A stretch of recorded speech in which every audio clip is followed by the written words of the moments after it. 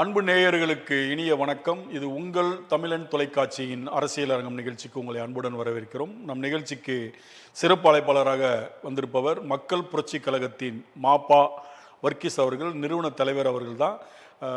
பல்வேறு அரசியல் சூழல் இப்போ ரொம்ப பிஸியாக இருக்கிற நேரத்தில் இப்போ நம்ம மக்கள் புரட்சி கழக நிறுவன தலைவர் வர்கீஸ் அவர்கள் நம்மளுடைய நேர்காணலில் வந்திருக்காரு. அவரிடம் பல கேள்விகள் இருக்குது. அவர் முதலில் வரவேற்போம். வணக்கம் சார். சார் வணக்கம் சார். எப்படி இருக்கீங்க? நல்லா இருக்குங்க சார். மக்கள் புரட்சி கழகம், ஆமாங்க, இது பேர் வைக்கிறதுக்கு என்ன சார் காரணம்?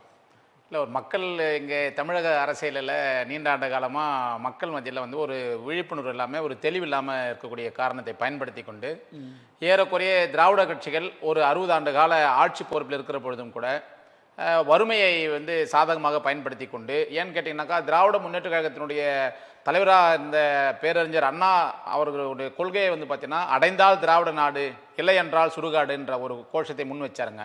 அவர் முதலாக நான் முதலமைச்சராக வந்தால் 1 ரூபாய்க்கு 2 படி அரிசி போடுவேன்ற மாதிரி தான் சொல்லுங்க. அப்போ அரிசின்றது அந்த பசியை போக்குவதற்கான, அந்த வறுமையை போக்குவதற்கான அந்த சாதகத்தை பயன்படுத்தி கொண்டு ஏறக்குறைய 59 60 ஆண்டு கால ஆட்சி பொறுப்பில் இருக்கக்கூடிய அந்த திராவிட ஆட்சி காலங்களில் மக்கள் மத்தியில் அடிப்படை தேவைகளை, அடிப்படை உரிமைகளை கூட செய்து தர முடியாமல் ஒரு பெரிய துரோகத்தை நம்ப வைத்து துரோகத்தை செய்து கொண்டிருக்கிறார்கள். இதை ஒட்டுமொத்தமான அனைத்து தரப்பு மக்களையும் நாம் ஒரு புரட்சிகரமான அரசியலை முன்னெடுத்து நாம் ஆட்சி பொறுப்பு வருவதற்கான இந்த மக்களை விழிப்படைய செய்ய வேண்டும் என்ற நோக்கத்தோடு தான் இந்த இயக்கத்தை நாங்கள் துவக்கியிருக்கிறோம் சார். அப்போ திராவிட கட்சின்னு சொல்றது நீங்கள் இரு தரப்பையும் சொல்றீங்க? இருதரப்பு, அதிமுக திமுக. அவங்கனால ஒண்ணுமே நடக்கலன்றீங்க? இல்லை, ஒன்றுமே நடக்கலைன்ற மாதிரி வெறுமனே சொல்ல முடியாதுங்க. அடிப்படை தேவைகளை, இங்கே இருக்கக்கூடிய ஒடுக்கப்பட்ட மக்களுக்கு, விளிம்புநிலை மக்களுக்கான அடிப்படை தேவைகளை கூட செய்து தர முடியாமல் அந்த வறுமையை, அவங்களுக்கு இருக்கக்கூடிய அந்த சாதி அடக்குமுறையை சாதகமாக பயன்படுத்தி கொண்டிருக்கிறார்கள் என்று தான் நான் சொல்லுகிறேன். இப்போ கலைஞர் அவர்கள் பீரியட்லையும் சரி, அம்மையார் பீரியட்லையும் சரி, நிறைய இடஒதுக்கீடுலாம் கொடுத்துருக்காங்க. ஆமாங்க, உங்கள் விளிம்புநிலை மக்களுக்காக பட்டியல் இனம், தலித் அவர்கள்லாம் கொடுத்துருக்காங்க. இதெல்லாம் எப்படி பார்க்குறீங்க? இதெல்லாம் அவங்களுடைய அடுத்த லெவல் போகிறதுக்கான ஒரு இல்லை சார். அதுதான், அது பார்த்தீங்கன்னா இவங்களால கொடுக்கப்பட்ட இடஒதுக்கீடு இல்லைங்க. இன்னைக்கு அரசியல் இடஒதுக்கீடாக இருந்தாலும், கல்வி வேலை வாய்ப்பில் இடஒதுக்கீடு இருந்தாலும் கூட பார்த்தீங்கன்னா இது எல்லாமே இவர்களுக்கு, மற்ற அரசியல் இயக்கங்களுக்கு, குறிப்பாக பிஜேபி, காங்கிரஸ் உள்ளிட்ட அரசியல் இயக்கங்களுக்கு, திமுக, அதிமுக, மதிமுக, தேமுதிக, இடதுசாரிகள் போன்ற அரசியல் இயக்கங்களுக்கு இந்த இடஒதுக்கீடு, அரசியல் இடஒதுக்கீடை சாதகமாக பயன்படுத்தி கொள்ளுகிற நிலை தான் உருவாகி கொண்டிருக்கிறது. குறிப்பாக சொல்லணும்னு சொன்னால், இருக்கிற அரசியல் இடஒதுக்கீடுல சட்டமன்ற தொகுதிகளில் இன்னைக்கு தமிழகத்தில் 46 சட்டமன்ற தொகுதிகள் தனி தொகுதிகளாக தீர்மானிக்கப்பட்டிருக்குதுங்க. நீங்கள் எடுத்துக்கொண்டீர்கள் என்றால் அந்த தொகுதிக்கான வளர்ச்சி, அந்த தொகுதிக்கான மேம்பாடு, அந்த தொகுதியில் இருக்கக்கூடிய மக்களுக்கான வளர்ச்சியை நீங்கள் 1952 காலகட்டங்களில் இருந்து இன்னைய காலகட்டத்தில் அதே நிலை தான் நீடித்து கொண்டிருக்கிறது. தொடர்ந்து திராவிட கட்சிகளுக்கோ அல்லது காங்கிரஸுக்கோ பிஜேபிக்கோ இடதுசாரி இயக்கங்களுக்கோ அவர்களை சாதகமான மௌனமாக இருந்து கொண்டிருக்கக்கூடிய இந்த மக்களுக்கான உரிமைகளை சட்டமன்றத்தில் குரல் எழுப்பக்கூடாதுன்றதுக்கு அவர்கள் குரல் வலையை நெரிக்கப்பட்டிருக்கிற அடிமைகளிலும் கொத்தடிமையாக இருக்கிறவர்களை மட்டும்தான் இந்த அரசியல் இடஒதுக்கீட்டிலே பயன்படுத்தி கொண்டிருக்கிறார்கள் என்னுடைய குற்றச்சாட்டாக நான் சொல்லிக்கொள்ள கடமைப்பட்டிருக்கேன். ஆமா, இது எந்த தொகுதி மேம்பாடும் அடையல சார் இது வரைக்கும். நீங்க தொகுதி ரொட்டேஷன் ஆகலைங்க தமிழகத்தில். நீங்க இன்னொரு குறிப்பா நான் ஒரு செய்தியை சொல்லணும்னு சொன்னீங்கன்னா, இப்ப திருவண்ணாமலையில் இருக்கக்கூடிய செங்கம் சட்டமன்ற தொகுதி தனி தொகுதி, வந்தவாசி சட்டமன்ற தொகுதி தனி தொகுதி. இதுல தொடர்ந்து 2 முறை 3 முறை ஒரே நபரையே திமுகவும் அதிமுகவும் அவர் நிக்க வைத்து அதில் வெற்றி காண்டி கொண்டிருக்கிறார்கள். நான் என்ன கேட்கிறேன்னா, ஒரு முறை ஒருவருக்கு ஒரு வாய்ப்பு கொடுத்தா போதாதா? ஒரு அடுத்தடுத்துமா இப்போ பர்டிகுலராக நான் சொல்றேங்க. செங்கல் சட்டமன்ற தொகுதியில் இப்ப இருக்கிற சட்டமன்ற உறுப்பினர் மூப்பே கிரி என்பவர் இப்போது 2 முறையாக சட்டமன்ற உறுப்பினர் இருக்கிறாரு. இதற்கு முன்னால 15 ஆண்டுகளுக்கு முன்னால அவர் டிஸ்ட்ரிக்ட் சேர்மன் இருந்தார், உள்ளாட்சித்துறையுடைய ஒருங்கிணைந்த டிஸ்ட்ரிக்ட் சேர்மனாக இருந்தார். அப்போ 15 ஆண்டு காலம் ஒரே நபரே அந்த பதவியை அனுபவித்துக் கொண்டிருக்கிறார். வந்தவாசி சட்டமன்ற தொகுதியுடைய தனி தொகுதி எடுத்துக்கொண்டீர்கள் என்றால், அதில் அம்பேத்குமார் என்பவர் 2 முறையாக தொடர்ந்து திராவிட முன்னேற்ற கழகத்துடைய வேட்பாளராக நிற்க வைக்கப்பட்டு வெற்றி பெற்றிருக்கிறார். நான் என்ன கேட்கிறேன், வந்தவாசி தொகுதிக்குட்பட்டிருக்கிற பட்டியல் சமுதாயத்தை சார்ந்தவர்கள் அட்லீஸ்ட் திமுக கூட வேற யாரும் நபர்கள் இல்லையா? சரி, செங்கல் சட்டமன்ற தொகுதியில் இருக்கக்கூடிய மூப்பேகிரியை தவிர அங்க திமுக நம்பிக்கையா விசுவாசமா யாருமே இல்லையா? ஆக இப்படிப்பட்ட கொத்தடிமைகளை தான் இவர்கள் திராவிட கட்சிகள், திமுகவும் அதிமுகவும் உள்ளிட்ட எல்லா இயக்கங்களுமே நான் சொல்றேன், இதை மாற்றி அமைக்கணும்னு தான் நாங்கள் சொல்றோம். நீங்க குறிப்பா ஒரு விஷயத்தை நான் சொல்றேன், இந்த கேள்வி எழுப்பிட்டு தான் நான் சொல்ல வரேன். இப்போ சமீபத்தில் 2024 நடக்கக்கூடிய சட்டமன்ற தேர்தல்களில் திராவிட முன்னேற்ற கழகத்தினுடைய கூட்டணியில விடுதலை சிறுத்தையினுடைய கட்சி தலைவர் திருமாவளவன் பங்கேற்றிருக்கிறார், கூட்டணியில் இருக்கிறாருங்க. அவருக்கு 8 சட்டமன்ற தொகுதி கொடுத்துருக்குதுங்க. 8 சட்டமன்ற தொகுதியில் 6 சட்டமன்றம் தனி தொகுதியாகவும் 2 சட்டமன்றம் பொது தொகுதின்னு கொடுத்துருக்காங்க. நீங்க திருமாவளவனை கேட்டுங்க, மற்ற அங்க இருக்கிற இயக்கத்தை சேர்ந்தவர்கள் யாரை கேட்டாலும் விடுதலை சிறுத்தைகள் தலித்துகளுக்கான குறிப்பா பட்டியல் சமூகத்திற்கான இயக்கம் அல்ல. அது ஒரு பொது கட்சி, அது பொதுமக்களுக்கான கட்சி, அது அனைத்து மக்களுமான கட்சின்னு சொல்லக்கூடிய வச்சுங்களேன்.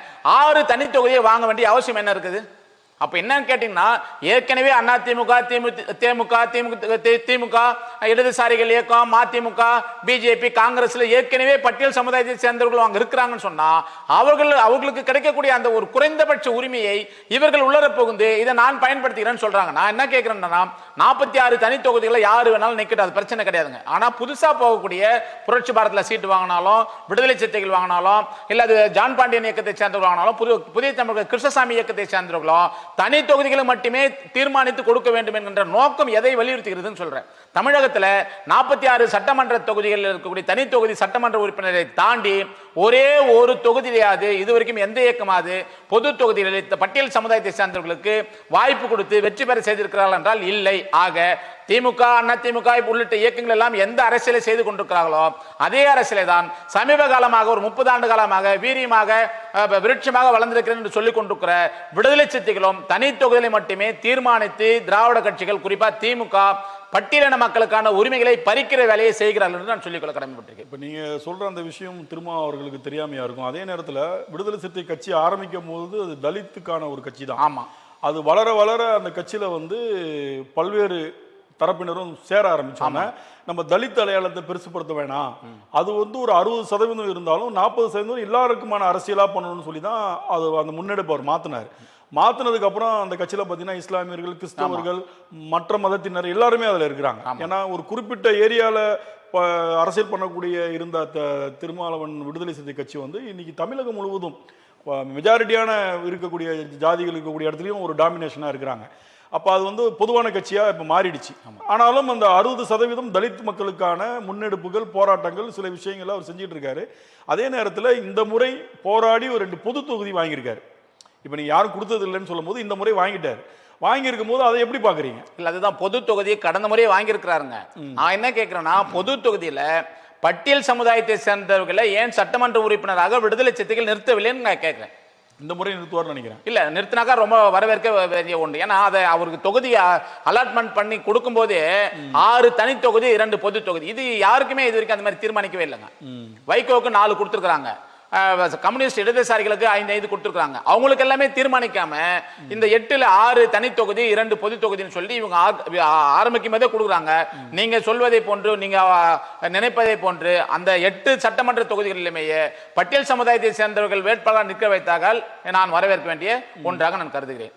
நீங்க கண்டிப்பா இருக்கலாம். மேபி இந்த தேர்தலில் அவர் வேட்பாளர் எப்படி அறிவிக்கிறார்ன்றதை பொறுத்து நம்ம பார்ப்போம். அதே நேரத்தில் வந்து இந்த 43 தனி தொகுதி இருக்கும்போது எல்லா கட்சியுமே, அது வந்து இப்போ அந்த பக்கத்தில் எடுத்துக்கிட்டிங்கன்னா பூவை ஜெகன் அவங்க இருக்காங்க, ஜான் பாண்டியன் இருக்காங்க. இப்போ அங்கே அதிமுக ஒதுக்கும் போதுமோ அவங்களுக்கு தனி தொகுதின்னு தான் குறிப்பிட்டு ஒதுக்குறாங்க. யாரும் பொது தொகுதி ஒதுக்குறது இல்லை. இவங்களுமே அதை தனி தொகுதி தான் மெஜாரிட்டியாக கேட்குறாங்க. இவங்க யாரும் எங்களுக்கு பொது தொகுதி தான் 6 வேணும் 5 வேணும்னு கேட்கறது இல்லை. அப்போ இவங்க கேட்கறது தான் அவங்க கொடுக்குறாங்க, அவங்க அதை கம்பல் பண்ணுறது இல்லை.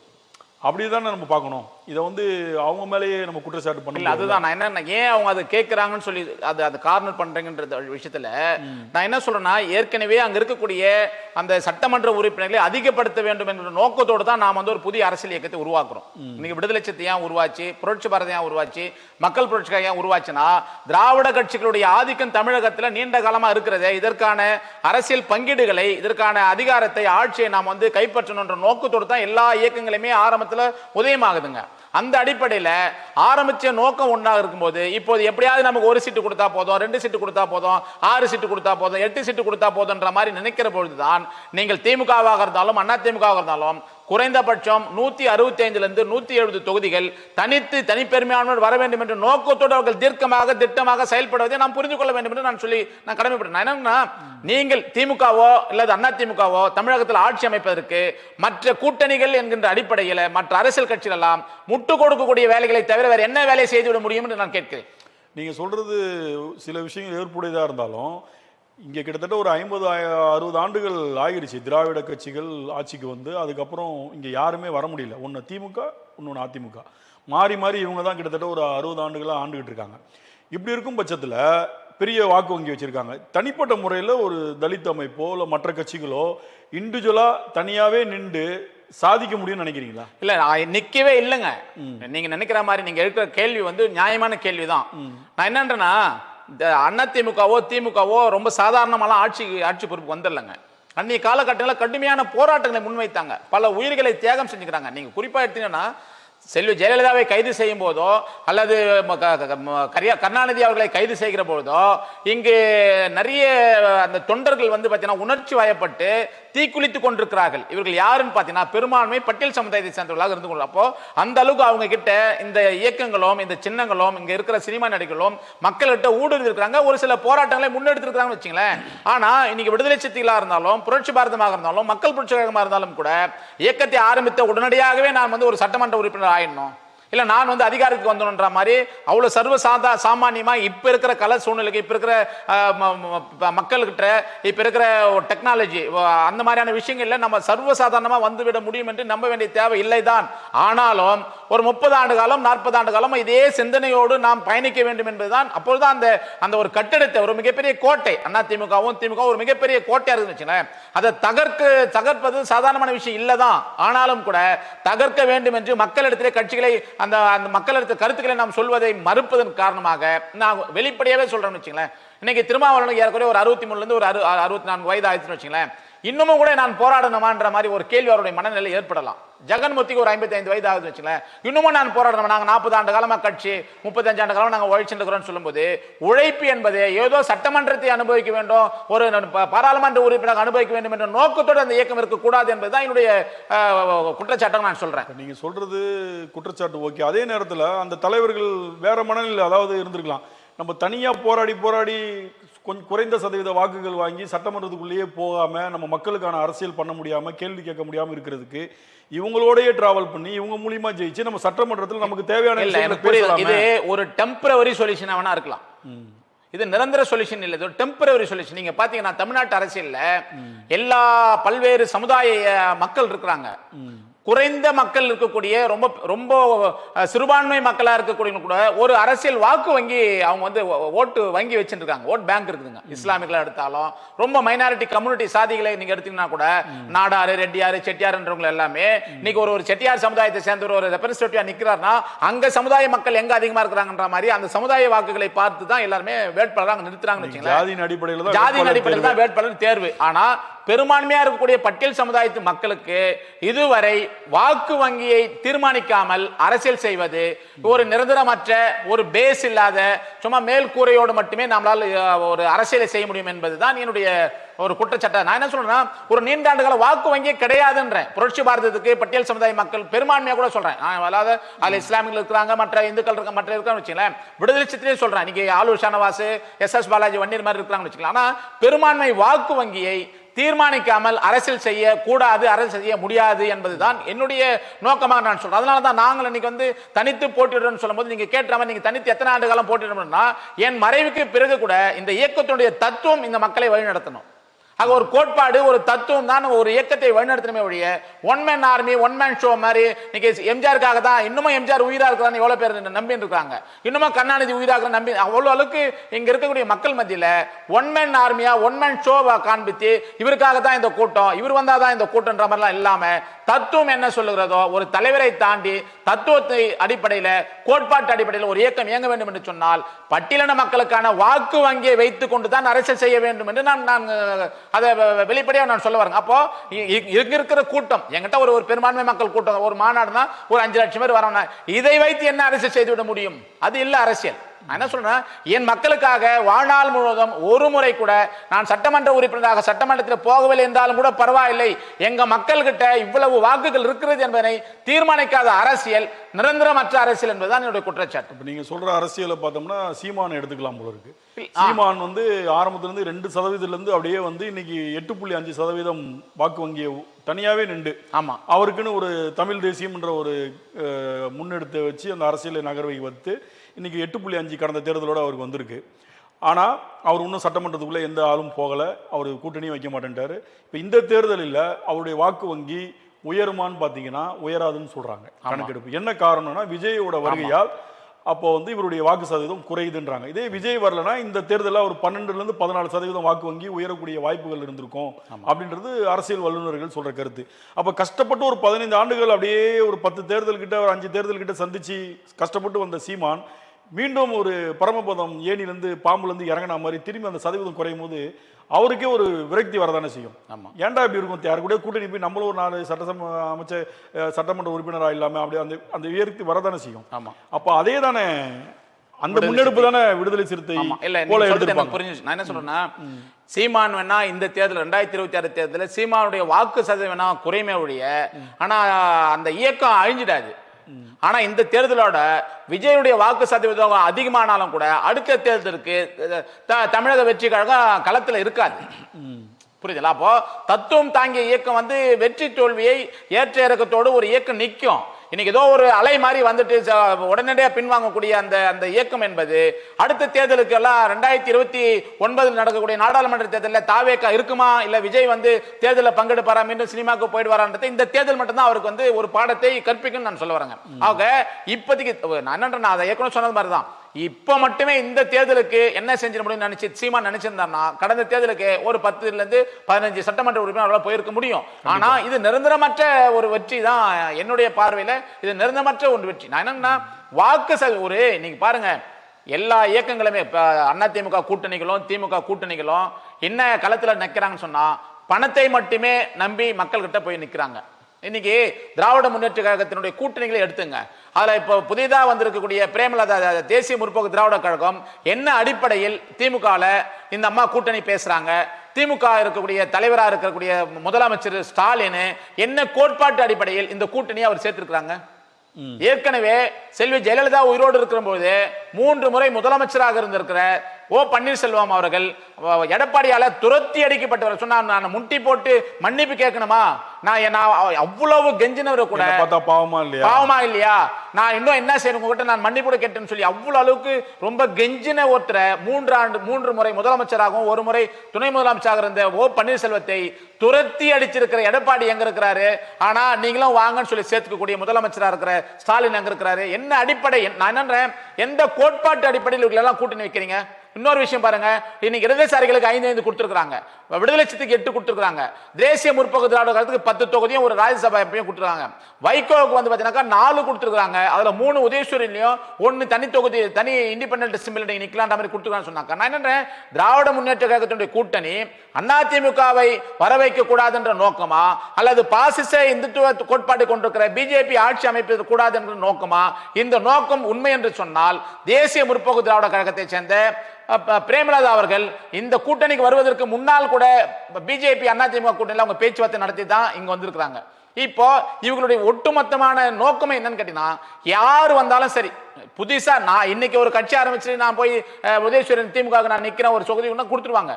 இஸ்லாமியர்களுக்கு யாருக்கு வந்தாலும் ஆளுக்கு ஒரு தொகுதி, சாதி சங்கங்கள் யார் வந்தாலும் ஆளுக்கு ஒரு தொகுதி. இந்த நிலைப்பாட்டை தான் நான் குற்றச்சாட்டு வைக்கிறேன். என்ன கேட்டோம்னா, நீங்கள் என்ன அரசியலை செய்ய வேண்டும் என்று நினைத்துக் கொண்டு ஏற்கனவே 5 முறை உங்க அப்பா கருணாநிதி முதலமைச்சராக இருக்கிறாரு, இவர் ஒரு முறை இருந்துட்டாரு, அப்பா முதலமைச்சராகும் போது பிள்ளை துணை முதலமைச்சர், இப்ப ஸ்டாலின் முதலமைச்சராகும் போது அவருடைய பிள்ளை உதயநிதி துணை முதலமைச்சர், நாளைக்கு உதயநிதி முதலமைச்சர், இன்பநிதி துணை. இது என்ன ஒரு குடும்ப அரசியல்? இது என்ன ஒரு தத்துவம் இல்லாத ஒரு அரசியல்? இதுக்கு எப்படி மற்ற இயக்கங்கள் எல்லாம் எதுக்கு என்ன அடிப்படையில் இவங்களுக்கு வந்து கூட்டணியில் வந்து இவங்க போய் கூட்டணி நிற்கிறாங்க? நான் என்ன கேட்கிறேன், உண்மையிலேயே திராவிட முன்னேற்ற கழகம் ஒரு கொள்கை சார்ந்த சமூக நீதி பேசுகின்ற, சாதி ஒழிப்பை பேசுகின்ற, சனாதனத்தை எதிர்க்கின்ற இயக்கம் என்று சொன்னால் கூட்டணியிலே நான் ஏன் இன்னைக்கு வந்து காங்கிரஸ் எவ்வளவு நெருக்கடி கொடுத்தாங்க? ஆட்சியில் பங்கு வேண்டும், அதிகாரத்தில் பங்கு வேண்டும் என்று. என்ன ஆட்சி அந்த குரல் வலையா யாரால் நெருக்கப்பட்டது? திருமாவளவன் என்ன பேசினாரு? ஆட்சியில் பங்கு அதிகாரத்தில் பங்கு. நான் இன்னைக்கு சொல்றாரு, திருமாவளவன் வாயால சொல்றாரு, 165 - 170 தொகுதி நின்னால் மட்டும்தான் திராவிட முன்னேற்ற கழகம் தனிப்பெரும்பான்மையோடு ஆட்சி அமைக்கும். அதனால் அந்த அடிப்படையில் நான் வந்து எனக்கு கிடைக்க பெறக்கூடிய தொகுதிகளை நான் குறைத்து வாங்கிக்கிறேன் சொல்லக்கூடிய அளவுக்கு அவங்க கிட்டவே இவங்க மடைமாற்றி விடுறாங்கன்னு சொன்னா இது என்ன பெரிய துரோக அரசியல் இல்லையா என்பதுதான் என்னுடைய கேள்வி. திருமாவளவன் சொன்னது வந்து துரோக அரசியல்னு சொல்றீங்க? இல்ல, திராவிட முன்னேற்றம் செய்யக்கூடிய துரோக அரசியல். அவங்க வந்து ஒரு கூட்டணி தலைமையில் இருக்கிறனால அந்த அரசியல் அவங்க நிலைப்பாடு அவங்க நிலைப்பாடு வெளியில போட்டு. இப்ப இவங்க எல்லாம் என்ன காரணம் சொல்றாங்கன்னு சொன்னா, பிஜேபி வந்து தமிழகத்துல வந்து இன்னைக்கு ஆட்சி பொறுப்பு வந்துடக்கூடாதுன்ற நோக்கத்தோடு தான் நாங்கள் கூட்டணியில் இருக்கிறோம் என்பது உண்மை என்று சொன்னால் ஆக நீங்க அதிகாரத்தில் ஆட்சியில் பங்கு கொடுத்தாலும் பரவாயில்ல என்ற நிலைப்பாடு தானே வரணும். நான் என்ன சொல்றேன், என்ன கணக்கு கூட்டி பார்த்தாலும் கூட இங்கு திமுக தனி பெரும்பான்மையோடு ஆட்சி அமைக்க வேண்டும் என்கின்ற அந்த கணக்குல தெள்ளந்தெளிவாக இருக்கிறார்கள் என்பதுதான் நான் சொல்லிக்கொள்ள கடமை. அதாவது இப்ப அரசியலுக்காக அப்படி பேசியிருக்கலாம். நாளைக்கு வெற்றி பெற்று வரும்போது ஒருவேளை திமுக பெரும்பான்மை வரல அப்படின்ற ஒரு பட்சம் இருக்கும்போது, ஒரு 10 தொகுதி தேவைப்படும் போது கண்டிப்பா இதே திருமாவளவன் இந்த வார்த்தை சொல்ல மாட்டார், எங்களுக்கு அதிகாரத்துல பங்கு கொடுங்கன்னு கண்டிப்பா கேட்பார். இல்ல அந்த மாதிரி கேட்டார்னா அந்த மாதிரி ஆட்சி அமைக்கணும் தான் என்னோட விருப்பமாக இருந்து கொண்டிருக்கிறது. இருக்கலாம். ஏன்னா இப்ப சொல்றது இருந்தா ஒருவேளை நம்ம தோற்கடிக்கப்படலாம். நம்ம இப்பயே நாங்க ஜெயிச்சோம்னா நாங்க திரும்பி ஆட்சியில பங்கு கேட்போம்னு சொல்லும் போது தோற்கடிக்கப்பட்டா என்ன பண்றது? இப்ப இப்படி பேசுவோம். இது அரசியல் ராஜதந்திரமாக கூட நம்ம பார்க்கலாம். இதுதான் நான் விருப்பப்படக்கூடியது. என்னடா, தனி பெரும்பான்மையோடு தமிழகத்துல எந்த ஆட்சியும் அமைக்க கூடாது. ஆக கூட்டணி கட்சிகளோடு சேர்ந்திருக்கிற அந்த பலத்தோடு தான் ஆட்சி அமைத்தால் மட்டும்தான் குறைந்தபட்ச மக்களுடைய தேவைகளை பூர்த்தி செய்ய முடியும் என்ற அந்த எண்ணத்தில் தான் நான் அந்த கருத்தை நான் முன்வைக்க வேண்டியது. அதே நேரத்தில் இங்க வந்தவங்க எல்லாம் சேர்க்கிறாங்கன்னா இவங்க விட்டா இன்னொருத்தவங்க சேர்க்கறதுக்கு ரெடியா இருக்காங்க. இப்ப திமுகவை நோக்கி வரவங்களை இவங்க சேர்த்துக்கிறாங்கன்னா இவர் வேணான்னா அடுத்த என்டிஏ கூட்டணியில் கூப்பிட்டு சேர்க்கறதுக்கு ரெடியா இருக்காங்க. எக்ஸாம்பிள் பிரேமலதா விஜயகாந்த் அவர்கள் முதல் நாள் கோயம்புத்தூர் ஈசா மையத்தில் நடந்த நிகழ்ச்சியில் கலந்துக்கிறாங்க. எல்முருகன், வேலுமணி இவங்க கலந்துக்கிறாங்க. அங்கேயும் ஒரு பேச்சுவார்த்தை நடந்ததாக பரவலான மீடியாக்களில் வந்த செய்தியை தான் நான் சொல்கிறேன். அதுலேருந்து 2வது நாளே அவங்க திமுக கிட்ட வந்துடுறாங்க. திமுகவை சேர்க்குறாங்க. அது எதன் அடிப்படையில் அப்படின்னு பார்த்தீங்கன்னா திருமாவளவனே அதுக்கு ஒரு விளக்கம் கொடுத்துருந்தார் ஒரு பேட்டியில். நீங்கள் ஏன் இவ்வளோ கம்மியாக வாங்கினீங்க, தேமுதிகவை விட நீங்கள் கம்மியாக வாங்கிட்டீங்கன்னு ஒரு நெறியாளர் கேட்கும்போது அவர் அது விளக்கம் கொடுத்தார்.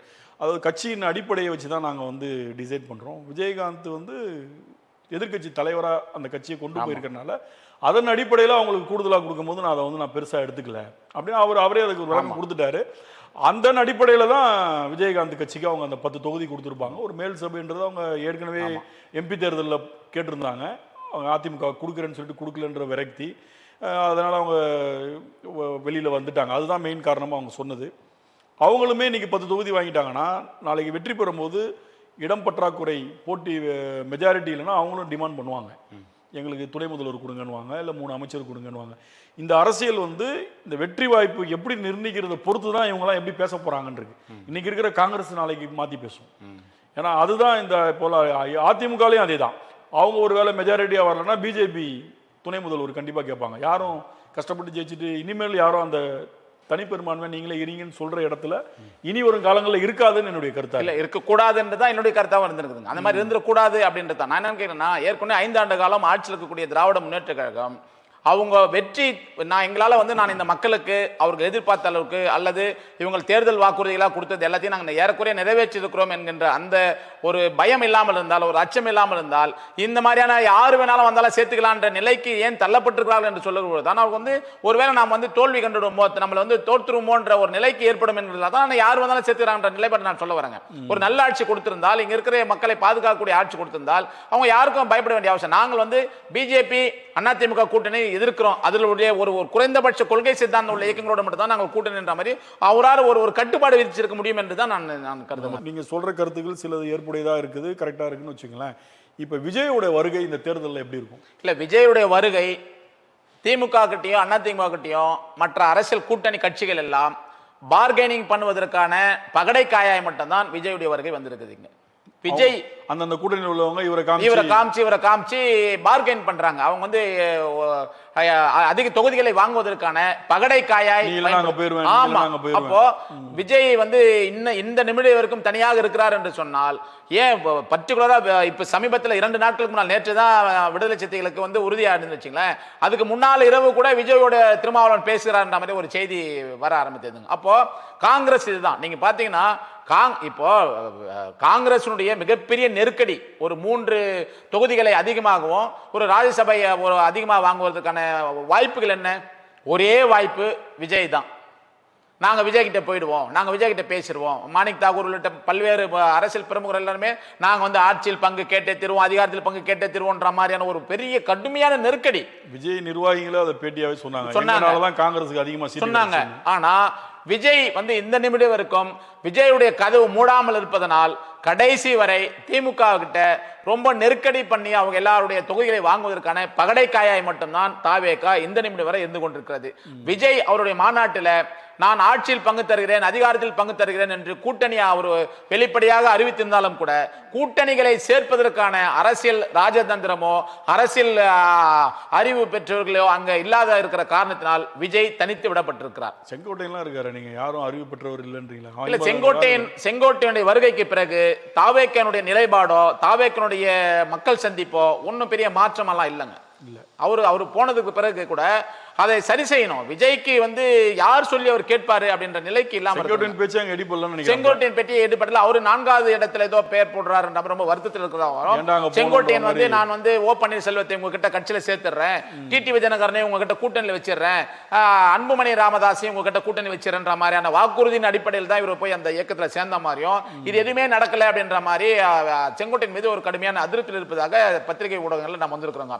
இன்னொரு செய்தி நீங்க பாத்தீங்க என்றால், அந்த கரூர் சம்பவத்திற்கு பிறகு விஜய்க்கு ஒரு கூட்டணி அமைப்பதற்கான காத்திருப்புகள் இருந்துச்சு. உண்மையிலேயே தமிழ்நாட்டில் டிடி விஜயநகரன் வந்து விஜய்க்கு ஆதரவா நிறைய குரல் எழுப்பினாருங்க. அன்புமணி ராமதாஸும் எதிர்பார்த்திருந்தாரு. ஓ பன்னீர்செல்வமோ அவர் அன்னைக்கு இருக்கக்கூடிய அதிமுக பாதுகாப்பு குழு எதை வச்சிருந்தாங்க அந்த அமைப்பும் வந்து இவருக்காக எதிர்பார்த்ததுங்க. சசிகலா எதிர்பார்ப்போடு இருந்தாங்க. இந்த வாய்ப்புகள் எல்லாம் முறையாக பயன்படுத்தவில்லை என்பதுதான் நான் அவருடைய தாவேக்கனுடைய குற்றச்சாட்டு. அது வந்து அவர் கரெக்டா பயன்படுத்தல, சரியா பயன்படுத்தல. படுத்திருந்தா இந்த தேர்தல் நிச்சயமா ஒரு மிகப்பெரிய 3வது அணியா நாம் எல்லாம் எதிர்பார்க்கக்கூடிய அளவுக்கு திராவிட முன்னேற்ற கழகத்தின் கூட்டணிக்கு எதிராகவும் அதிமுக கூட்டணிக்கு எதிராகவும் 2 பெரும் திராவிட கட்சிகளுக்கு மாற்றா ஒரு பெரிய அணி அமைவதற்கான வாய்ப்புகள் அது விஜய்க்கு இருந்தது. அது விஜய் சரியாக முறையாக பயன்படுத்தவில்லை என்பதுதான் இங்க இருக்கக்கூடிய. நீங்க சொல்ல இந்த கூட்டணி அமைந்தா அப்படின்னு சொல்லும் போது எனக்கு 2016 தேர்தல் ஞாபகம் வருது. இவங்க எல்லாம் சேர்ந்து மக்கள் நல கூட்டணி விஜயகாந்த் முன்னிறுத்து திருமாவளவன் வைகோ அவர்கள் இருந்து கம்யூனிஸ்ட் எல்லாம் சேர்ந்து உருவாக்குனாங்க. அந்த கூட்டணி பிசு பிசுத்து போச்சு. இல்ல அதுதான் அது இது அதே மாதிரி ஆகாதா? இல்ல அதே மாதிரி ஏற்கனவே இந்த கேள்விக்கு நம்ம பதில் சொல்லிருக்கிறோம். இவர்கள் முதலாக 2 இடதுசாரிகள் இயக்கம் சிபிஐ சிபிஎம் மதிமுக விடுதலை சிறுத்தை 4 ஒரு இயக்கமும் ஒரு கொள்கை அடிப்படையில் முதல்ல நின்றாங்க. 4 இயக்கங்கள் இருக்கிற போது மட்டுமே ஒரு வீரியமா மக்கள் மத்தியில் ஒரு பெரிய அளவில் பேசப்படக்கூடிய அளவுக்கு ஒரு வாக்கு வங்கியை அதிகப்படுத்திடுவாங்க. உண்மையிலேயே எத்தனை ஆண்டு காலம் தான் திமுக அதிமுக நம்ம மாறி மாறி இங்க கொண்டு வர முடியும், இது பரவாயில்லன்ற மாதிரி நிலைப்பாடு தான் இருந்ததுங்க. அந்த நேரத்தில் என்ன ஒரு பெரிய விஷயம் நடந்தாக நம்ம எல்லா பத்திரிகை ஊடகங்களும் தெளிவாக செய்யப்பட்டதுன்னா, செல்வி ஜெயலலிதா அவர்கள் வைகோ அவர்களையும் திருமாவளவன் அவர்களையும் விஜயகாந்தை திமுகவோடு சேர்க்க விடாமல் பாதுகாத்துக் கொள்ள வேண்டும். ஒன்னு அவர் தனியாவது நிக்கட்டும், இல்ல உங்க கூட்டணியாவது வந்துகிட்டோம், அவரு திமுக கிட்ட கூட்டணி சேர விடாமல் தடுக்க வேண்டும் என்றுதான் ஒரு திட்டத்தை திட்டித்தராகவும். அப்போது இருந்த கருணாநிதி அவர்கள் பழம் நழுவி பாலில் விழுகிறது என்கின்ற ஒரு பெரிய எதிர்பார்ப்பு இருக்கிற பட்சத்தில் தான் இறுதி நேரத்தில் விஜயகாந்தை என்ன இவங்க ஆசை வார்த்தை கூறி அந்த மக்கள் நல கூட்டணி சேர்த்தாங்கன்னு சொன்னா, இவங்க அதுக்கு முதல்ல இந்த 4 இயக்கங்கள் இருக்கும்போது முதலமைச்சர் வேட்பாளர் நாங்க வந்து இது வரைக்கும் டிக்ளேர் பண்ண மாட்டோம், ஏன்னா தத்துவமும் கொள்கையும் கோட்பாடும் தான் முதலமைச்சராக நாங்கள் நிலைநிறுத்திருக்கிறோம் சொல்லி வைகோவும் திருமாவளவன் சொன்ன அதே அவர்களுடைய வாய்களால இவகிட்ட எப்படி ஆசை வார்த்தை கூறினாங்கன்னு சொன்னா, நீங்க தான் முதலமைச்சர் வேட்பாளர் என்ற மாதிரி ஒரு ஆசையை கூறி இவர்களே அவர் கையை தூக்கி கோஷம் பண்றாரு. வைகோவும் திருமாவளவனும் நாளை முதலமைச்சர் கேப்டன் பிரபாகரன் வாழ்க, நாளை முதலமைச்சர் கேப்டன் வாழ்கின்ற மாதிரி இவங்க கோஷம் போட ஆரம்பிச்ச உடனே மக்கள் மத்தியில இவங்க நேற்று ஒரு பேச்சு பேசுறாங்க, இன்னைக்கு ஒரு பேச்சு பேசுறாங்க. இன்னைக்கு முதலமைச்சர் வேட்பாளர் இல்லைன்னு சொன்னாங்க, உடனடியாக இவரை வந்து ஹைலைட் பண்ணிட்டு முதலமைச்சர் வேட்பாளர் டிக்ளேர் பண்ணிட்டு அது வந்து ஒரு பொதுக்குழுவோ செயற்குழுவோ இல்லை இந்த 4 அரசியல் குழுவோ தீர்மானிக்காமல்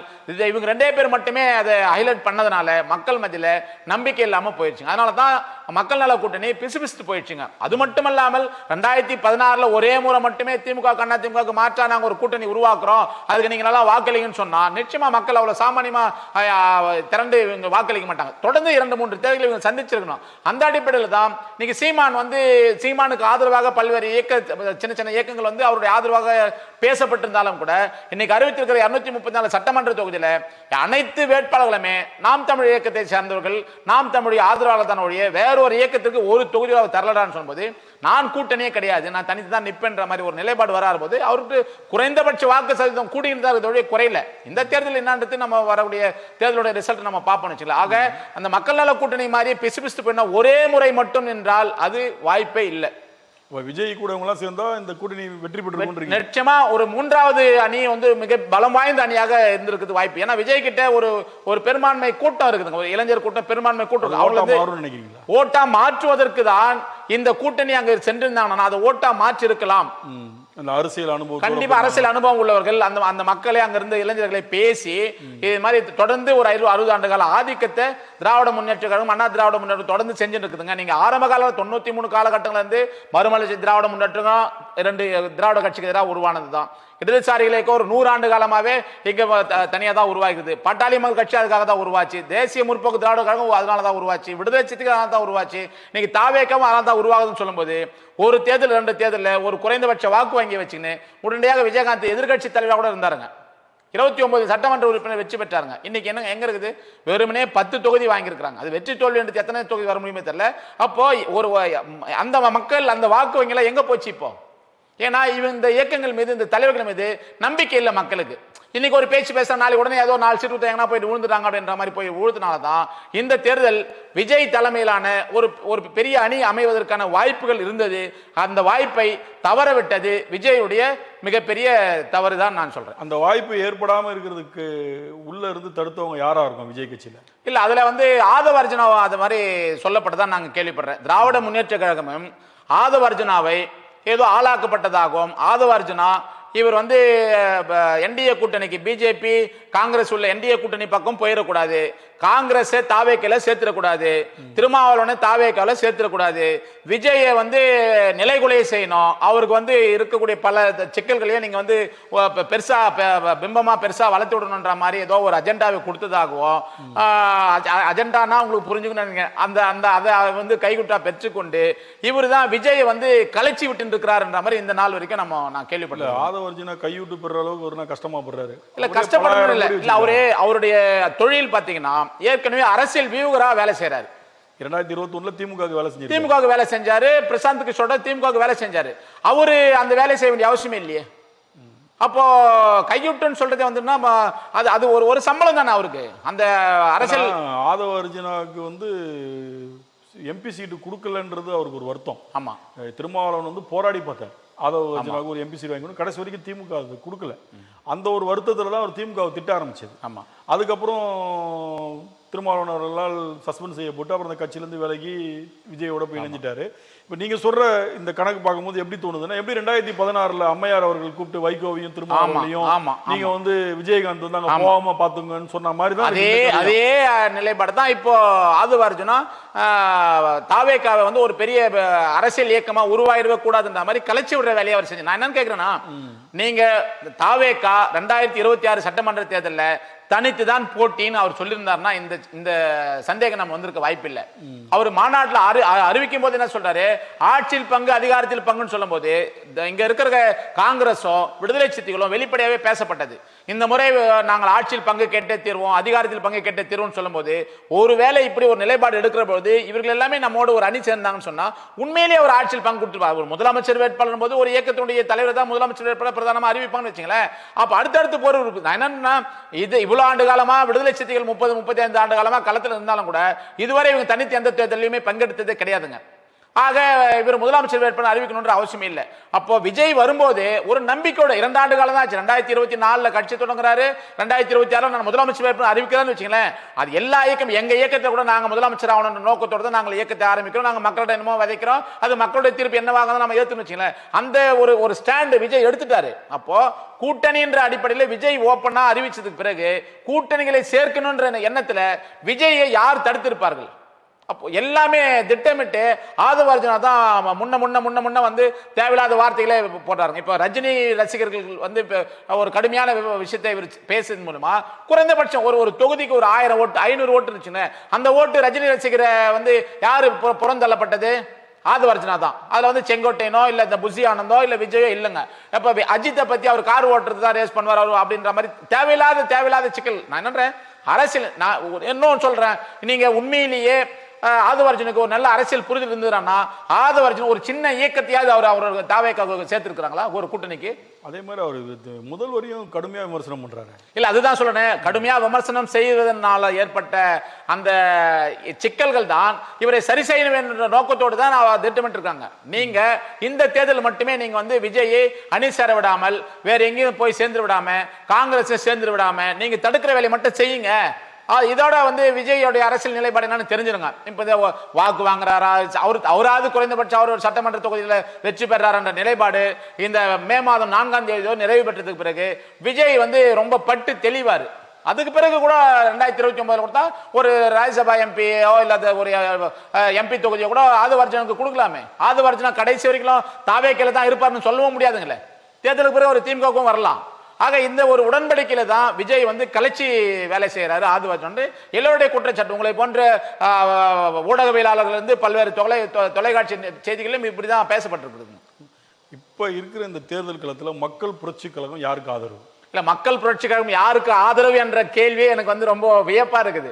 மக்கள் புரட்சி கழகம் என்ன நிலைப்பாடுன்னு சொல்லி கேட்டுச்சுன்னா நான் சரியா சொல்லிருப்பேன். ஆனாலும் கூட இது எல்லாருமே இவ்வளவு தூரம் நீங்க ஒரு அரசியல் பேசிருக்கீங்க இல்லையா? ஆமா. ஒருவேளை விஜய் இல்லங்க, நான் மக்கள் புரட்சி கழகம் வருகிற 2026 சட்டமன்ற தேர்தலில் தனித்து 25 தொகுதிகளில் தனித்து போட்டியிடுறீங்க. கட்டாயம் போட்டியிடுறோம்.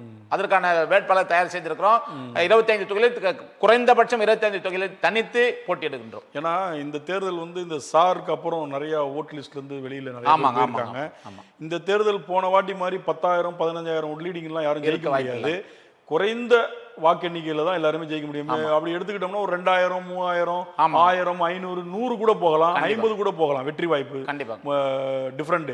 அப்படி இருக்கும் பட்சத்துல அப்ப 25 தொகுதியில நீங்க போட்டிருக்கீங்கன்னா நீங்க 25 பேருடைய வெற்றி வாய்ப்பை நீங்க பறிக்கிறதுக்கு காரணம் கட்டாயம் கண்டிப்பா அதை நாங்க செய்யறோம் அப்படின்ற முடிவோட தான் இறங்குறீங்க. நிச்சயமா இதுதான் எங்களுடைய அரசியல் நிலைப்பாடு. இதுதான். அதுல உங்க விடுதலை சிறுத்தை கட்சியை சேர்ந்த வேட்பாளர் தோத்தா இல்ல, யாரு தோத்தாலும் அதுல விடுதலை சிறுத்தைகள் தனியா நிக்க வேண்டிய அவசியமே அதுல இல்லங்க. ஒட்டுமொத்தமா திமுக கூட்டணியில தான் அவங்க நிக்கிறாங்க. நாங்க போட்டியிடக்கூடிய தொகுதிகளில் யார் வேட்பாளர் நின்னாலும் அதுல யாருக்குமே சமரசமே இல்லாமல் நாங்க எங்க இயக்கத்தை சேர்ந்த வேட்பாளர்கள் நாங்கள் அதிகப்படியான வாக்குகளை வாங்க வேண்டும், வெற்றி பெற வேண்டும் என்ற நோக்கத்தோடு நாங்கள் வேலை செய்வோம். யார் எதிர்த்து நின்றாலும் அதை பற்றி நாங்கள் யாரிடமே நாங்கள் வந்து சமரசம் செய்து கொள்ள மாட்டோம். இப்ப வந்து நீங்க எவ்வளவு நாள் ஆச்சு இந்த கட்சி ஆரம்பிச்சு? 2016 கட்சி 10 ஆண்டுகள் ஆயிடுச்சு. 10வது ஆண்டுகள். இப்ப திருமாவளவன் கட்சி ஆரம்பிக்கும் போது பாத்தீங்கன்னாலும் நிறைய தொகுதி நிறைய தேர்தல் அவர் தனித்தே முன்னெடுத்து வந்தார். முதல்ல தேர்தல் அரசியலே அவர் புறக்கணிச்சாரு. நாளடைவில் இந்த மக்களுக்கான அரசியல் பண்ணணும்னா நம்ம வந்து எம்எல்ஏ இதில் போட்டிடணும், எம்பியில் போட்டிடணும்னு தன் நிலைப்பாட்டை மாற்றினார். அதே மாதிரி எம்பி எம்எல்ஏ மாறி மாறி வந்திருக்காங்க. அப்போ ஒரு 15-10 ஆண்டுகளுக்கு அப்புறம் அவர் நிலைப்பாடு மாறுச்சு இல்லையா? அதே மாதிரி மக்கள் புரட்சி கழகத்துடைய நிலைப்பாடும் மாறுறதுக்கு வாய்ப்பு இல்லையா? இல்லை, மாறதுக்கு வாய்ப்பு இல்லைங்க. இப்ப நீங்க சொல்றீங்க எதிர்காலத்துல நீங்களும் இந்த மக்களுக்கான அரசியல் பேசணும்னா சட்டமன்றத்தில் பேசணும் இல்ல பாராளுமன்றத்தில் பேசணும்ன்ற ஒரு நிலை வரும்போது சரி ஒரு சின்ன காம்ப்ரமைஸ் பண்ணலாமே, திருமாவளவன் அவர் மாதிரியோ பூவை ஜெகன் அவர்கள் மாதிரியோ ஜான் பாண்டியன் அவர்கள் மாதிரியோ கிருஷ்ணசாமி அவர்கள் மாதிரியோ உங்களுடைய நிலைப்பாடு மாறலாம் இல்லையா? இல்ல, இந்த மாதிரி இயக்கங்களுடைய நிலைப்பாடு மாற்றுகிறார்களே என்கின்ற அந்த வருத்தத்தின் அடிப்படையில் தான் நாங்கள் ஒரு இயக்கத்தை நாங்க துவக்கிறோம். நாங்களும் அதே மாதிரி நிலைப்பாடு பண்ணணும்னு சொல்ற அவசியம் தான் எங்களுக்கு தனி இயக்கம் இருக்க வேண்டிய அவசியம் இல்லை. ஒருவேளை என் வாழ்நாள் முழுவதும் நான் வந்து இந்த மக்களை அரசியல் படுத்த முடியவில்லை, இந்த மக்களை ஒரு வாக்கு வங்கி அரசியலை படுத்த முடியவில்லை, நாம் வந்து வேற ஒரு இயக்கங்களோட ஒரு பார்கெயின் நான் என்ன சொல்றேன், நான் கூட்டணி வைக்கிறேன், யாருக்கிட்ட கூட்டணி வைக்கிறேன், முதலமைச்சர் வேட்பாளர் நான் இருப்பேன் கூட்டணி, அந்த மாதிரியான கூட்டணி யாராவது எங்களை அனுமதிப்பாங்களா? இத்தனை ஆண்டு காலத்துல இன்னைக்கு இந்திய சுதந்திர வரலாற்றுல ரொம்ப சிறுபான்மை மக்கள் எல்லாம் இந்த நாட்டை ஆட்சி செய்து கொண்டிருக்கிறார்கள். ஆனா பெரும்பான்மை மக்கள், வாக்களிக்கக்கூடிய பெரும்பான்மை மக்கள், பட்டியலின மக்கள் ஒரு அதிகாரத்தை நோக்கி வர முடியலன்னு சொல்லும்போது இந்த மக்கள் கிட்ட இருக்கக்கூடிய அந்த அரசியல் புரிதல் இல்லாமல் இருக்கிற இந்த மக்கள்கிட்ட அந்த வறுமை இருக்கிற இந்த இன்னமும் கூட பாருங்க, இங்க பட்டியலின மக்களுக்கான போராட்டம் என்னவாகுதுன்னு சொன்னா சீட்டு கேட்கறதோ எம்பி கேட்கறதோ பணம் கேட்கறதோ இல்லைங்க. அடிப்படை தேவைகள், சுடுகாட்டுக்கு எங்களுக்கு பாதை இல்லை, சுடுகாடு இல்லை, மனைக்கு பட்டா இல்லை, வீட்டு மனைக்கு பட்டா 40 ஆண்டு காலம் நாங்கள் வந்து இந்த பகுதியில் வாழ்கிறோம், எங்களுக்கு வீட்டு மனை இல்லை, பட்டா இல்லைன்னு சொல்லக்கூடிய அளவுக்கு இந்த மக்களுக்கான ஒரு வாழ்வாதார நிலையை உயர்த்தவில்லை என்று சொல்லுகிற போது நான் சட்டமன்ற உறுப்பினர் ஆனா போதும், எங்க இயக்கத்தை சேர்ந்த 2 பேர் சட்டமன்ற உறுப்பினர் ஆனா போதும், நீ தாவேக்காக்குனா போங்க, திமுகனா போங்க, பிஜேபினா போங்கன்ற மாதிரி இந்த மக்களை நான் திசை திருப்பி அப்படிப்பட்ட தரம் தாழ்ந்த அரசியலை செய்து அந்த சட்டமன்ற உறுப்பினரையோ நாடாளுமன்ற உறுப்பினரையோ அனுபவிக்க வேண்டிய அவசியம் எனக்கு தேவையே கிடையாது. நீங்க சொல்ற கருத்து உங்களுடைய கட்சியோட கொள்கையின் முடிவு. அதே நேரத்தில் தனிமரம் தோப்பாகாதுன்னு வாங்க. இப்போ பல்வேறு பிரிவுகளா நீங்க கட்சியின் பேர்ல அமைப்பின் பேர்ல தலித் அப்படின்னு சொல்ற வார்த்தைகளுக்குள்ளான பட்டியலின மக்களுக்கான கட்சிகள், இயக்கங்கள், அமைப்புகள் இப்படி நீங்க பரவலா பிரிஞ்சிருக்கீங்கல்ல, இதையே நீங்க முன்னெடுத்து எல்லாத்தையும் ஒன்றிணைந்து ஒரு மாபெரும் சக்தியா ஒரே குடைக்குள் ஒரு அமைப்பா கொண்டு வரதுக்கு ஏன் முயற்சி எடுக்க? இல்ல, இதுல வந்து சீனியாரிட்டின்ற ஒரு நிலை இருக்குங்க. இன்னைக்கு ஏறக்குறைய அரசியல் அனுபவம் உங்களுக்கு தேர்தலில் ரொம்ப வெயிட்டா இருக்கும்ல. இல்ல, அதுதான் இது என்னன்னு கேட்டீங்கன்னா ஏறக்குறைய திருமாவளவனும் நானும் பொது வாழ்க்கையில் ஏறக்குறைய 90ல் அவருக்கு ஒரு விடுதலை சக்தியை தலைமையேற்ற மாதிரி நாங்கள் 90 காலகட்டம் இருந்து நாங்களும் பொது வாழ்க்கையில் இருந்து கொண்டிருக்கிறோம். அன்னைய காலகட்டங்களில் இருந்து இது நாள் வரையில் எங்களுடைய போராட்டங்கள், அது அவருடைய போராட்டங்கள் பெரிய பெரிய போராட்டமா இருக்கலாம், லட்சக்கணக்கான மக்களை திரட்டலாம், எங்களுக்கான போராட்டம் இருந்து கொண்டிருக்கிறது சொல்லுகிற பொழுது அவர் ஒரு சில இடங்கள்ல அதை சமரசம் செய்து கொண்டதனால் இவ்வளவு பெரிய உச்சத்துக்கு வர வேண்டிய தேவையா ஏற்படுது. நாங்கள் அதே மாதிரி இவ்வளவு ஆண்டு காலங்களில் எங்களால் சமரசம் செய்து கொள்ள முடியாமல் இந்த விளிம்புநிலை மக்களுக்கான அடிப்படை உரிமைகளை மட்டுமே பேச வேண்டும், அதனால் ஒரு பெரிய அதிகாரத்திற்கு போய் தான் இதை இவங்களுக்கு சாதிக்க வேண்டும் என்ற நிலைப்பாடு இல்லாமல் எவ்வளவு காலங்கள் ஆனாலும் வாக்கு வங்கியை நிலைநிறுத்தாமல் இந்த மக்களுக்கான அரசியல் என்றைக்குமே வெற்றி பெறாது. ஏதோ ஒரு தற்சமயத்திற்கு ஒரு டெம்பரவரி அரசியல் சொல்யூஷனா கொடுக்க முடியும் என்கின்ற நிலைப்பாட்டுக்கு நான் இதுவரை என்னுடைய மனநிலையில் அதே மாற்றிக்கொள்ளவில்லை. என்னை நம்பியிருக்கிற மக்களும் என்னை நம்பியிருக்கிற கட்சி பொறுப்பாளர்களும் கூட எத்தனை ஆண்டு காலம் ஆனாலும் பரவாயில்லை, நாம் சமரசம் செய்து கொள்ள கூடாது என ஒரு இயக்கம் என்பது தத்துவத்தை தாங்கி இயக்க அதுதான் ஒரு மக்களை வழிநடத்தும் என்பதுதான் இத்தனை ஆண்டு கால அரசியல் வரலாறுல நாம நினைச்சிருக்கிறோம். நீங்க பாருங்க, திராவிட முன்னேற்ற கழகத்துல அன்னைக்கு இருக்கக்கூடிய வைகோ எவ்வளவு பெரிய ஜாம்பவானா இருந்துட்டு நீங்க 93 வந்ததற்கு பிறகு இன்றைக்கு வைகோட நிலை என்ன? அன்னைக்கு அறிவாலயமே எங்களுடைய அறிவாலயமே அவர் வழக்கு தொடுத்தாரு. சின்னத்தை கூட கேட்டாரு, சின்னமே என்னுடைய சின்னன்னு சொன்னாருங்க. அன்னைக்கு இருக்கக்கூடிய ஒட்டுமொத்தமான திராவிட முன்னேற்ற கழகத்துடைய மாநில அடிமட்ட தொண்டர்கள் 2 பிளவாக பிரிக்கப்பட்டு ஒன்று கருணாநிதி அணி, இன்னொன்று வைகோ அணி என்கின்ற அளவுக்கு அவ்வளோ மிக பிரமாணமான இயக்கமா இருந்தது. இன்றைக்கு தேய்ந்து தேய்ந்து தேய்ந்து கொடுக்கக்கூடிய 4 தொகுதிகளில் 3 உதயசூரியன் கூட அவர் அதை ஒப்புக்கொண்டு வாங்கக்கூடிய நிலைக்கு ஏன் தள்ளப்பட்டார் என்று சொன்னால், மக்கள் நம்பிக்கை இழந்தால் எந்த இயக்கமா இருந்தாலும் தூக்கி வீசி எறியப்படுவார்கள். நான் மக்கள் நம்பிக்கையோடு இந்த இயக்கத்தை வழிநடத்த வேண்டும் என்று நான் சொல்கிறேன். ஏற்கனவே சொன்னதை போன்று என் வாழ்நாள் முழுக்க நான் ஒரு சட்டமன்ற உறுப்பினர் ஆகவில்லை என்று சொன்னாலும் கூட இந்த மக்களை தவறான வழி நடத்தக்கூடாது என்ற என்னுடைய அரசியல் சித்தாந்தத்தை நான் தொடர்ந்து செய்து விட்டு போவேன். எனக்கு பிறகு வரக்கூடிய என்னை இந்த இயக்கத்தை யார் தலைமையேற்று நடத்தினாலும் கூட இந்த சித்தாந்தம் வழி நடத்தும் மக்கள் நிச்சயமாக எங்களுக்கு ஒரு சரியான நிலையை மக்கள் உருவாக்கி தருவார்கள் நம்பிக்கையோடு தான் நான் செயல்பட்டு கொண்டிருக்கிறோம். உங்க முன்னோடின்னு சொன்னா நம்ம டாக்டர் அம்பேத்கர் அவர்களை சொல்லலாம். அவர் சொன்ன முழக்கமே நம்ம சட்டத்துப்படி நம்ம ஆட்சி அதிகாரத்தில் இருந்தால் தான் நம்ம மக்களுக்கான சேவைகள் செய்ய முடியுன்றதை அவர் அப்பவே சொல்லியிருக்கிறார். அதே அம்பேத்கரை தோற்கடிச்ச மக்கள் தான் இவங்க. அது அப்படி இருக்கும்போது அவரே ஆட்சி அதிகாரம் நமக்கு வேணும்னு சொல்லும் போது அந்த முன்னெடுப்புக்கான முயற்சிகள் நீங்க அடுத்தடுத்து எப்படி என்ன பண்ண போறீங்க? இல்லை, இன்னைக்கு இந்தியாவுடைய வரலாறு நீங்க பாத்தீங்கன்னு சொன்னா காங்கிரசினுடைய தொடர்ச்சிகள், காங்கிரஸுக்கு பிறகு நேரு காலத்துல இருந்து இந்திரா காந்திக்கு பிறகு அப்படி தொடர்ச்சியே அதனுடைய வாரிசுகளா, அதாவது ஒரு இயக்கத்தை தலைமை எடுக்கக்கூடிய வாரிசுகளா இன்னைக்கு காங்கிரஸ்க்கு இருந்துருங்க. பாபா அம்பேத்கர் 1956 அவர் இறந்ததற்கு பிறகு இந்த நாள் வரை அவருடைய வாரிசுகள், அவருடைய அரசியல் வாரிசுகள், அவருடைய அரசியல் இயக்கங்களா இதுவரை யாருமே இல்லாம இருக்கிறாங்க. அப்ப தொடர்ந்து சரிவை நோக்கி இருக்குதுங்க. உத்தரப்பிரதேசத்தை தான் நீங்க அவரு கன்சிராம் அவர்களால் உருவாக்கப்பட்ட பகுஜன் சமாஜ் கட்சி அவர் 4 முறை அந்த அம்மையார் ஒரு முதலமைச்சரா இருந்திருக்கிறாங்க. அதற்கு பிறகு இங்க பிஜேபி கொஞ்சம் மேல வர வர வர அவருடைய அழுத்தமான நெருக்கடிகள் கொடுத்து அந்த இயக்கத்தை இல்லாமல் ஆக்குறாங்க. என்ன ஒட்டுமொத்தமா இந்திய தமிழ்நாட்டு அரசியலுடைய நோக்கங்கள் என்னன்னு சொன்னால், பெரும்பான்மை மக்கள் இருக்கக்கூடியவர்கள் அவர்கள் அரசியல் தெளிவோ அல்லது சமூக விழிப்புணர்வு அடையக்கூடாமல் பாதுகாத்துக் கொள்ள வேண்டும், அப்போதான் நாம் ஆட்சி பொறுப்பில் இருக்க வேண்டும் என்ற அந்த துரோக அரசியல் தான் தொடர்ந்து கொண்டிருக்கிறது என்பதுதான் இப்ப இருக்கக்கூடிய நிதர்சனமான உண்மையாக இருந்து கொண்டிருக்கிறது. இல்லை என்று சொன்னால் பாபா சாஹேப் அம்பேத்கர் அவர்களுக்கு எதிர்த்து காங்கிரஸில் இருந்து ஒரு வேட்பாளர் அங்க நிற்க வைக்கிறாங்க. அவரும் தலித் தானே, தலித்து தான், அது தனித்தொகுதியில தான் நிற்கிறாங்க. அதுதான் சொல்றேன். அப்போ உண்மையிலேயே பாபா சாஹேப் அம்பேத்கருடைய அரசியல் இந்த நாட்டுக்கு தேவை, அவருடைய அரசியலமைப்பு சட்டம் தேவை என்று சொன்னால் இன்றைக்கு கமலஹாசன் ராஜ்யசபா எம்பியா திமுக அனுப்பியிருக்குது. இன்னைக்கு சுதீஷ் ராஜ்யசபா எம்பியா நிற்குது. ஏன் அன்னைக்கு காங்கிரஸ் ஆட்சியில இவரை தேர்தலில் பங்கேற்று இவர்களுக்கு ஓட்டு போட்டு இவர் எம்பி ஆகி தான் அந்த பார்லிமெண்ட்ல வரணுன்ற மாதிரி அவசியம் ஏன் ஏற்பட்டது? அப்ப என்ன அரசியல் இந்த மாதிரி எடுத்திருக்கலாங்களே. ஏன்னா இந்தியாவுக்கு இன்னைக்கு இந்தியாவில் எவ்வளவு பெரிய அறிவுஜீவிகள் இருக்காங்க, எவ்வளவு பெரிய மேதாவிகள் இருந்தாங்க.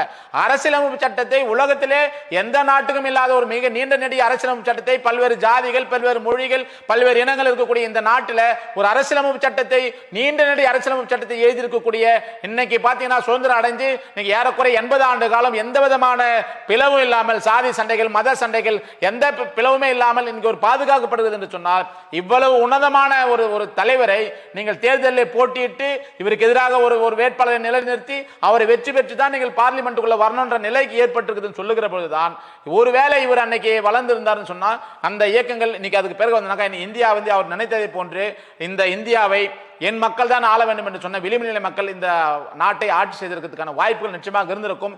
இது நடந்துவிடக் கூடாது என்கின்ற திட்டத்தை தொடர்ந்து செய்து கொண்டிருக்கிறார்கள். தமிழகமும் விதிவிலக்கு அல்ல. நீங்க அப்படி சொல்றீங்க. அப்ப அப்படின்னா இவரை வச்சு என் சட்டத்தை ஏற்றணும்னு முடிவு பண்ணி வேற ஆள் இல்ல, வேற ஆள் இல்ல. இவங்கெல்லாம் இங்க இருந்து லண்டனுக்கு போறாங்க. இங்க இருக்கக்கூடிய ரெப்ரசன்டேட்டிவ் லண்டனுக்கு போறாங்க. எங்களுக்கு சுதந்திரத்தை கொடுத்துட்டீங்க 47ல, எங்களுக்கு அரசியலமைப்பு சட்டம் தேர்தல் என்பது அங்கே இருந்து தான் இங்க உங்க ரெப்ரசன்டேட்டிவா இந்தியாவுக்கு மட்டுமல்ல உலகத்துக்கே அரசியலமைப்பு சட்டத்தை எழுதக்கூடிய ஒரு மிகப்பெரிய அறிவாளி உங்க நாட்டில் இருக்கிறாருன்னு சொல்லும் போது அவர் பாபா சாஹிப் டாக்டர் அம்பேத்கர் சொல்லி அங்கிருந்து சொல்லப்பட்டது.